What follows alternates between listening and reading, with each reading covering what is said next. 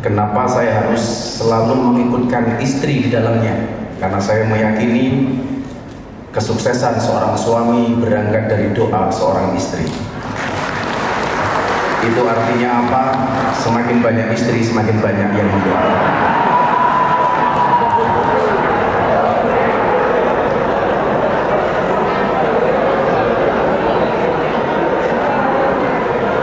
Jujur saya tertarik dengan gaya kepemimpinan Pak Gubernur ini sejak beliau menjadi Bupati di Kutim. Memimpin dengan canda dan tawa saja bisa membawa Kaltim berjaya dan berdaulat. Maka kita doakan mudah-mudahan tidak hanya menjadi tokoh daerah tapi bisa menjadi tokoh nasional. Amin. Kembali ke istri Pak. Sehebat apapun seorang suami itu hanya di kantor Pak. Kalau di rumah ya bawahan Pak. Satu hal mungkin yang perlu saya ingatkan, perempuan itu kalau disakiti nggak pernah lupa, tapi kalau menyakiti nggak pernah ingat. Itu loh perempuan. Bapak Pangdam, Maijen Teguh, sahabat saya Bapak Kapolda. Beliau ini berkawan dengan saya sejak menjadi Wakapolda Daerah Istimewa Yogyakarta. Waktu itu pangkatnya baru Kombes. Sekarang sudah bintang 2, sementara saya tetap AKBP. Aku kiainya Bapak Polisi. Bapak Gubernur Senior Pak Sarwana, yang beliau usianya memang kolonial tapi seleranya milenial. Yang mudah-mudahan Allah panjangkan umurnya. Segenap pimpinan, mohon maaf, anggota DPD RI dan DPR RI, segenap pimpinan DPRD Kalimantan Timur, serta para bupati dan wali kota yang saya dengar tadi dari Bapak Gubernur banyak yang jomblo. Cukup saya sampaikan Pak, jangan pernah meninggal, jangan pernah mati dalam keadaan jomblo. Kenapa? Karena Dajjal itu statusnya jomblo. Saya khawatir kalau Anda meninggal dalam keadaan jomblo, jangan-jangan Anda cucunya Dajjal. Sesuai instruksi Bapak Gubernur harus saya buat santai dan rileks karena gubernurnya lucu. Dan ini tantangan bagi saya, kalau saya tidak lucu, jelas honor saya tidak dibayar Pak.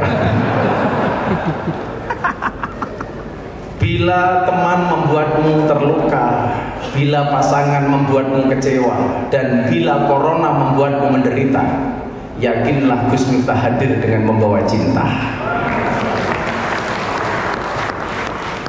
Kenapa saya mulai dengan kalimat cinta?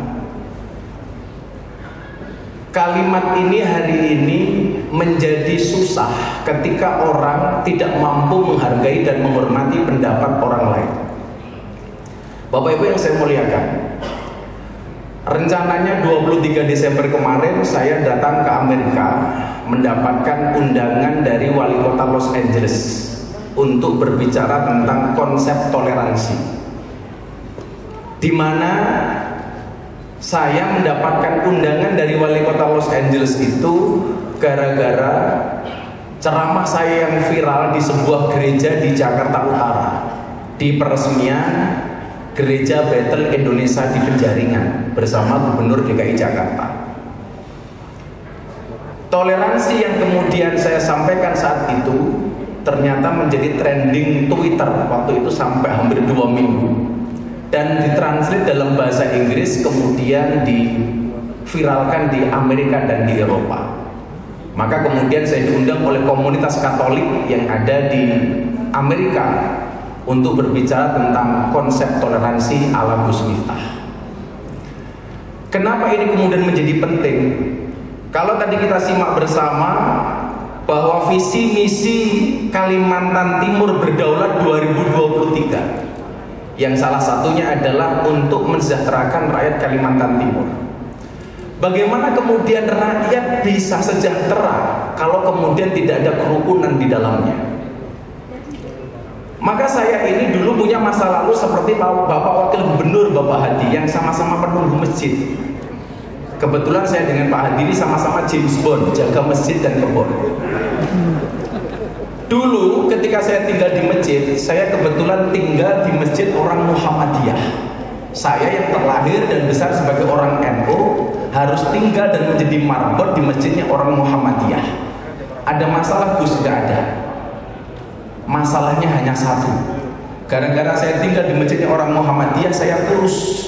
Berat badan saya hanya 45 kilo.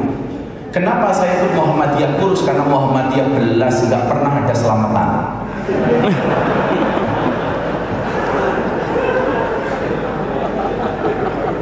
Akhirnya saya menikah, dapat istri orang NU, dan alhamdulillah ibu gubernur. Saya gemuk waktu itu 105 kilo.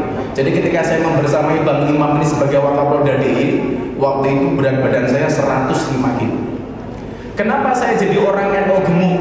Sederhana, Pak. Karena orang NU dikit-dikit makan.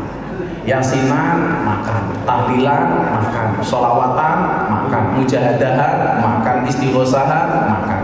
Ada orang sakit minta didoakan makan. Yang sakit mati makan lagi, Pak. 7 hari. Dan ternyata ketika saya harus berbeda kultur dengan kawan-kawan saya Muhammadiyah, itu yang menjadi pelajaran dan mengedukasi saya untuk menjadi pribadi yang toleran. Nah, ketika saya membuat pondok pesantren, kebetulan lingkungan yang saya tempati 60% Katolik. Jadi tetangga saya itu pendeta, selatan saya pendeta, utara saya kuburan. Alhamdulillah, seumur hidup saya tidak pernah bertengkar dengan tetangga utara saya. Saya dididik untuk kemudian bagaimana kita bisa menjadi orang yang rukun walaupun kita berbeda pendapat, bahkan berbeda keyakinan. Karena saya memahami bangsa Indonesia ini adalah rumah besar yang di dalamnya ada 6 kamar. Ada kamar Islam, ada kamar Kristen, Katolik, Hindu, Buddha, Konghucu. Saya meyakini selama orang Indonesia kembali ke kamarnya masing-masing, maka tidak akan pernah terjadi masalah. Yang menjadi masalah adalah ketika kita kembali ke kamarnya orang lain, bahkan mohon maaf mengganggu kamarnya orang lain. Maka dalam konsep ini kemudian Islam mengajarkan dengan tegas, lakum dinukum waliyadin, untukmu agamamu dan untukku agamaku.